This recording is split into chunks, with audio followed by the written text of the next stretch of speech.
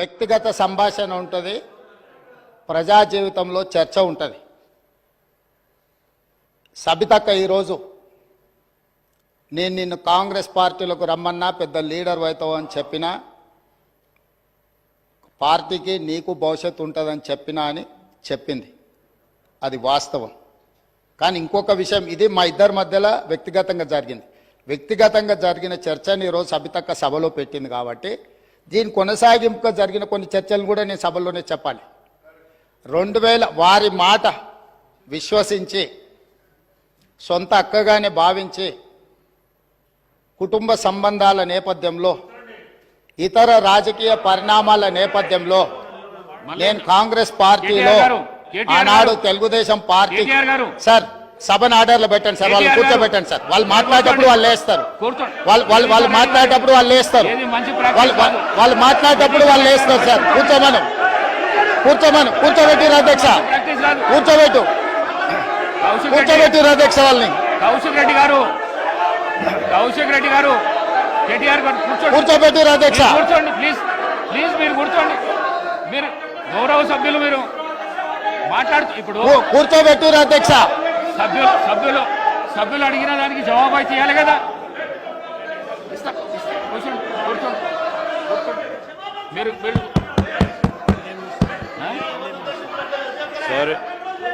Sir సభానాయకులు మాట్లాడుతూ ఉన్నప్పుడు కనీస గౌరవం అధ్యక్ష లేదు, కూర్చోవాలి, హౌస్ ఆర్డర్లో ఉండాలి. అనేక సందర్భాల్లో ఇట్లాంటి సంఘటనలు జరుగుతూ ఉంటాయి, అనుమానాలు ఉంటాయి వారికి. అవన్నీ ఈరోజు చాలా మందికి తెలుసు. సభానాయకులు when is on the legs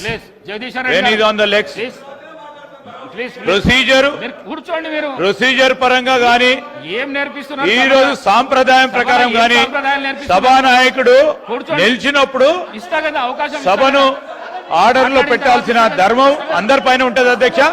తప్పకుండా డైరెక్షన్ ఇవ్వండి హౌస్ కి.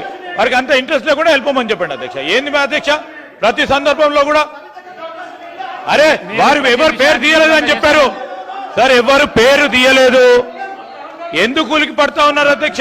కూర్చోండి. మీరు కాదు, ఎవరు పేరు తీయలేదు అధ్యక్ష, దీంట్లో ఎవరు పేరు తీయలేదు. ఈ రోజు ఎవరు పేరు తీయలేదు. గౌరవ ముఖ్యమంత్రి గారు ఈ రోజు పార్లమెంట్ సభ్యుడిగా, శాసన సభ్యుడిగా కాంగ్రెస్ పార్టీ టికెట్ పైన గెలిచారు. అది ఒక స్పష్టతతో ఈ రోజు అసెంబ్లీలో రికార్డులో రావాలి. వారు ఈ రోజు మేము కూడా చెప్తా ఉన్నాం, సభానాయకుడు నిలిచినప్పుడు సభా సాంప్రదాయం అధ్యక్ష, సభా సాంప్రదాయం అనేక సందర్భాల్లో చూసినాం. మేము కూడా అపోజిషన్ లో ఉన్నాం, మేము సభానాయకులు మాట్లాడుతున్నప్పుడు చెప్పిన ఏం మాట్లాడుతున్నారు సార్ వీళ్ళు? అనేక సందర్భాల్లో చూసినప్పుడు ఏంటది, ఏం భయపేస్తున్నాడు సార్? ఇదేం సార్ ఇది? అరే ఏం మాట్లాడతారు సార్? లెజిస్లేటివ్ మంత్రిగా నాకు పూర్తి స్థాయిలో నాకున్న ప్రివిలేజ్ ను కూడా వారు ప్రశ్నిస్తా ఉన్నారు అధ్యక్ష. ఏం మాట్లాడుతున్నారు? నేను అప్పీల్ చేస్తా ఉన్నాం. సభానాయకుడు మాట్లాడుతూ ఉన్నప్పుడు రెచ్చగొట్టే విధంగా రెచ్చగొట్టే విధంగా ఈ రోజు మేము చెప్తా ఉన్నాం అధ్యక్ష.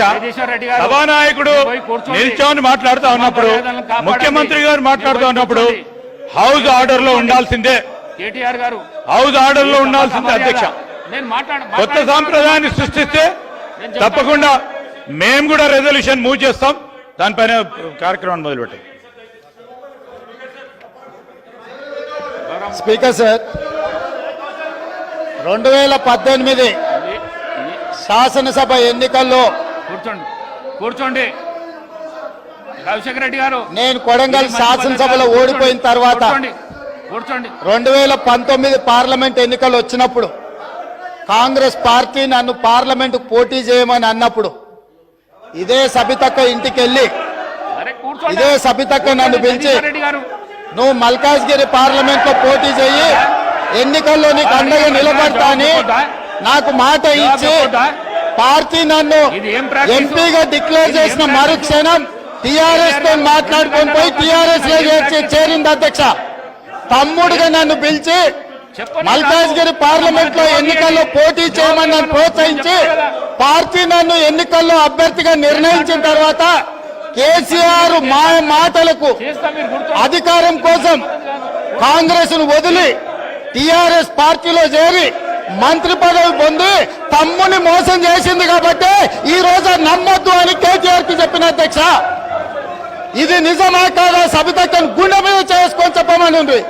నన్ను మల్కాజ్గిరిలో పోటీ చేయి కాంగ్రెస్ నుంచి, నీ ఎన్నికల్లో నేను గెలిపించే బాధ్యత తీసుకుంటా నాకు చెప్పి నేను ఎన్నికల్లో నిలబడడం డిక్లేర్ అయిన తర్వాత కాంగ్రెస్ ను వదిలేసి టిఆర్ఎస్ లో చేరి మంత్రి పదవి పొంది ఈ రోజు వచ్చి మాకు నీతులు చెప్తే మేమేమన్నా అమాయకులమా అధ్యక్ష? కాబట్టి ఇవన్నీ చర్చలు. ఈ రోజు నేను ఏ మాత్రం కూడా వాళ్ళ పేరు తీసుకోకపోయినా మీరు వారికి అవకాశం ఇచ్చిండ్రు. మీరు అవకాశం ఇచ్చినందుకు నేను అభ్యంతరం చెప్పలేదు.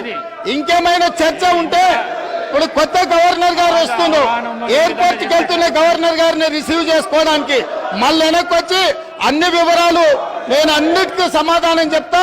మా డిప్యూటీ చీఫ్ మినిస్టర్ గారు అప్పటి వరకు సభ నడుపుతారు. కొత్త గవర్నర్ గారిని రిసీవ్ చేసుకొని రాజ్భవన్ లిస్ట్ పెట్టి మళ్ళీ సభలోకి వస్తా అధ్యక్ష. అందరికీ కలిపి సమాధానం చెప్తా అధ్యక్ష. ధన్యవాదాలు అధ్యక్ష.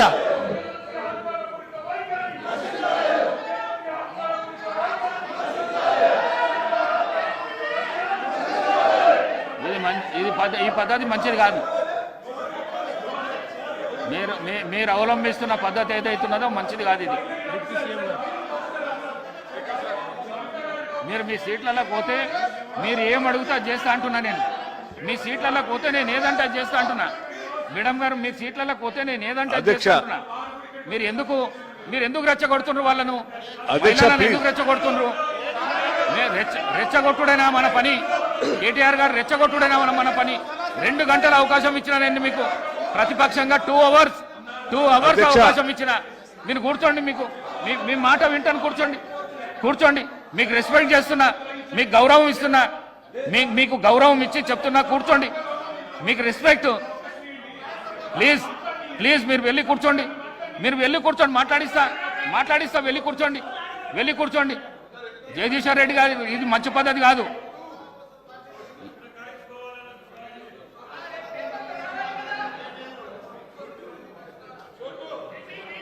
జగదీశ్వర్ రెడ్డి గారు కూర్చోండి మీ ప్లేస్లో.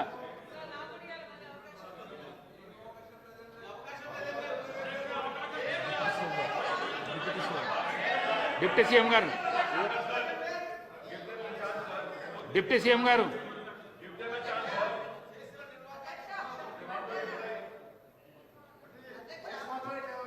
డిప్యూటీ సీఎం గారు మాట్లాడినాక మేడం గారు మీకు ఇష్టం మీరు కూర్చోండి. అధ్యక్ష 1 మినిట్ మాట్లాడతా. కూర్చోండి. ఓపిక లేకపోతే ఎట్లా అధ్యక్ష? 2 గంటలు మీరు 2 గంటలు సభని 2 అవర్స్ మీరు ఏం చెప్తారు వినుకుంటా ఈ రకంగా నిన్నట్టు చూస్తాను అధ్యక్ష. కావాలని లేకుండా కూర్చున్నారు. బుల్డోజ్ చేసి మీ ఇష్టం వచ్చినట్టు డిక్టేట్ చేస్తా అంటే అది కరెక్ట్ కాదు అధ్యక్ష. I'm appealing them please. నేను అప్పీల్ చేస్తాను. దయచేసి కూర్చోండి. నేను మాట్లాడిన తర్వాత కావాలంటే మళ్ళీ సబితా రెడ్డి గారికో వారికో మైక్ ఇద్దరు గారు దయచేసి కూర్చోవాలండి అధ్యక్ష. Please I'm appealing them. Please దయచేసి కూర్చోండి. ఇక్కడ ఏం అన్యాయం లేదు. దయచేసి కూర్చోండి అధ్యక్ష. అధ్యక్ష ప్లీజ్. నేను ఇస్తా. సబితా ఇంద్రారెడ్డి గారికి ఇస్తా. నేను మైక్ ఇస్తా. కూర్చోండి. అధ్యక్ష కూర్చోండి. అధ్యక్ష ఇది కరెక్ట్ సాంప్రదాయం కాదు అధ్యక్ష. ఏదో రకంగా తొండిగా సభని మా ఇష్టం వచ్చినట్టు మేము అల్లరి చేస్తామంటే ఇది కరెక్ట్ కాదు అధ్యక్ష. దయచేసి నేను విజ్ఞప్తి చేస్తా ఉన్నాను, పదే విజ్ఞప్తి చేస్తున్నాను. దయచేసి కూర్చోండి అధ్యక్ష. దయచేసి ప్లీజ్ వారిని ఒక్క నిమిషం అధ్యక్ష దయచేసి కూర్చోండి. నేను మాట్లాడిన తర్వాత మళ్ళీ వారికి మైక్ ఇద్దరు కానీ. సార్ దయచేసి మీరు కూర్చోండి. నేను మాట్లాడిన తర్వాత సార్ ప్లీజ్ 2 నిమిషం 1 నిమిషం కూర్చోండి. దయచేసి కూర్చోండి. దయచేసి కూర్చోండి. అధ్యక్ష ప్లీజ్ కూర్చోండి. అధ్యక్ష సబితా ఇంద్రారెడ్డి గారు మాట్లాడింది చూశాను అధ్యక్ష. చాలా ఆవేదన భరితంగా బాధతో వారి సభలో మాట్లాడుతూ ఉంటే చూసి సరే వారి బాధ ఏంటో ఒకసారి నేను కూడా మాట్లాడదామని వచ్చాను అధ్యక్ష. అధ్యక్ష, కాంగ్రెస్ పార్టీలో 2004 కంటే ముందు వేరే పార్టీలో ఉన్నటువంటి సబితా ఇంద్రారెడ్డి గారిని కాంగ్రెస్ పార్టీలో చేర్చుకొని టిక్కెట్ ఇచ్చి వారిని 5 సంవత్సరాలు ఫుల్ ఫ్లెడ్జ్డ్గా మంత్రి చేసి 2009లో మళ్ళీ టికెట్ ఇచ్చి మళ్ళీ మంత్రి చేసి ఒక దశాబ్ద కాలం అధ్యక్ష అత్యంత ముఖ్యమైనటువంటి పోర్ట్ఫోలియోలు వారికి ఇచ్చి ఒక దశాబ్ద కాలం వారు మంత్రిగా కాంగ్రెస్ పార్టీ చేసింది అధ్యక్ష. 2009 వినండి, 2009 నుంచి 2014 వరకు మంత్రిగా ఉన్నటువంటి సబితా ఇంద్రారెడ్డి గారికి 2014లో కూడా కాంగ్రెస్ పార్టీ టికెట్ ఇచ్చింది అధ్యక్ష. సరే, దురదృష్టమో అదృష్టమో 2014లో కాంగ్రెస్ పార్టీ అధికారంలో రాలేదు, టీఆర్ఎస్ పార్టీ అధికారంలోకి వచ్చింది అధ్యక్ష. కాంగ్రెస్ పార్టీ బాగా ఆలోచన చేసి ఈ రాష్ట్రంలో తెలంగాణలో కాంగ్రెస్ పార్టీ లెజిస్లేచర్ పార్టీ నాయకుడిగా, ఒక సిఎల్పి లీడర్గా, ఒక ఎల్ఓపిగా, ఈ సభకి ప్రతిపక్ష నాయకుడిగా కాంగ్రెస్ పార్టీ పెద్ద హృదయంతో నన్ను ఆ రోజు ఎల్ఓపిగా నిర్ణయించింది అధ్యక్ష. ఒక బలహీన వర్గాల దళిత వర్గానికి సంబంధించిన నన్ను ఒక సిఎల్పి లీడర్గా చేసి ఈ రాష్ట్ర చరిత్రలో ఇంతవరకు సిఎల్పి లీడర్గా ఏ దళితుడిని చేయలేదు అధ్యక్ష. మొట్టమొదటిసారి నన్ను చేసి అక్కడ కూర్చోబెడితే ఒక దశాబ్ద కాలం మంత్రిగా పనిచేసి కాంగ్రెస్ పార్టీలో అన్ని పదవులు అనుభవించినటువంటి సబితా ఇంద్రారెడ్డి గారు నా వెనకుండి నన్ను ఎల్ఓపిగా నిలబెట్టాల్సింది పోయి కేవలం అధికారం కోసం నేను వారి ఇంటికి వెళ్ళి కూడా అడిగాను అధ్యక్ష. నాతో పాటు అనేక మంది నాయకులను తీసుకొని పోయి అమ్మా ఎల్లబాకండి, మీరు పోతే ఎల్ఓపి స్టేటస్ పోతుంది, కాంగ్రెస్ పార్టీ పరువు పోతుంది, 10 సంవత్సరాలు మీరు మంత్రిగా అనుభవించారు, మీరు ఇప్పుడు కూడా ఎమ్మెల్యేగా ఉన్నారు, కాంగ్రెస్ పార్టీ మీకు ఏం తక్కువ చేయలేదు, మీకు ఇంకా కావాలంటే ఇంకా చాలా చేస్తుంది, చివరికి మీ అబ్బాయికి పార్లమెంట్ సీటు కూడా కాంగ్రెస్ పార్టీ ఇచ్చింది, చేయబాకండి అని పదే బతిలాడితే వారు చేసింది ఏంది అధ్యక్ష? ఒక్కసారైనా ఆలోచన చేశారా? మీరు ఏం ఆలోచన చేశారు అధ్యక్ష? నీ అధికారం కోసం, మీ స్వార్థం కోసం కాంగ్రెస్ పార్టీ నిర్ణయం కాదని ఈ రాష్ట్ర చరిత్రలో ఎవరిని చేయలేకుండా నన్ను సిఎల్పి లీడర్గా చేస్తే అది లేకుండా చేయటం కోసం వదిలిపెట్టిపోయి టీఆర్ఎస్ పార్టీలో చేరినటువంటి వారు ఇవాళ బాధపడుతూ మాట్లాడుతున్న ఆవేదన చెందుతున్నా అంటే ఆవేదన చెందాల్సింది ఎవరు అధ్యక్ష? నేనా, కాంగ్రెస్ పార్టీయా, లేకపోతే ఈ రాష్ట్రంలో ఉన్నటువంటి ప్రజాస్వామ్యవాదుల? ఎవరు అధ్యక్ష బాధపడాల్సింది? వారా? ఇంకా ఏం ముఖం పెట్టుకొని ఈ సభానాయకుడిని రేవంత్ రెడ్డి గారిని, ముఖ్యమంత్రి గారిని పట్టుకొని ఇంకా మాట్లాడుతున్నారు? దేనికి మాట్లాడుతున్నారు అధ్యక్ష? ఏం చేశారని, ఏం గొప్పలు సాధించారని, ఏం చేశారని? పార్టీలు మారి పరువు తీసి మొత్తం ప్రజాస్వామ్యాన్ని కూలి చేసింది కాకుండా ఇంకా మాట్లాడుతూ ఉన్నారు, ఆవేదన చెందుతున్నారు, బాధపడుతున్నారంటే బాధపడాల్సింది ఎవరు అధ్యక్ష? ఇది కాదు, బాధపడాల్సింది మీరు. ఏం మాట్లాడుతూ ఉన్నారు? ఇంకా ఏం కూర్చోండి, దయచేసి కూర్చోండి అధ్యక్ష. ఏం మాట్లాడుతున్నారు ఇంకా?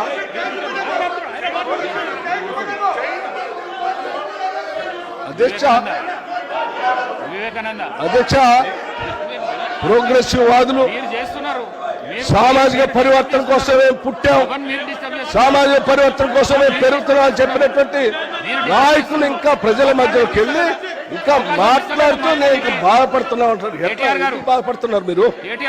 ఎందుకు బాధపడుతున్నారు? కూర్చోండి. ఏంటి పద్ధతి?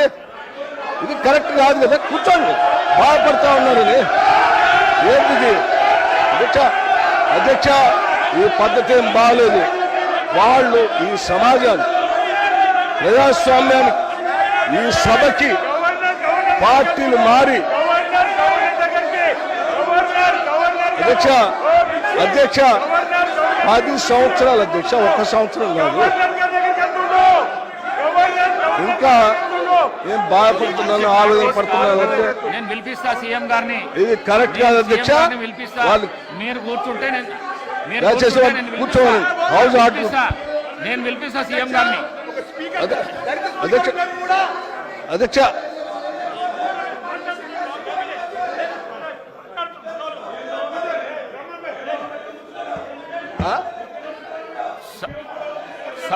సభను 10 నిమిషాల పాటు వాయిదా వేస్తున్నాను.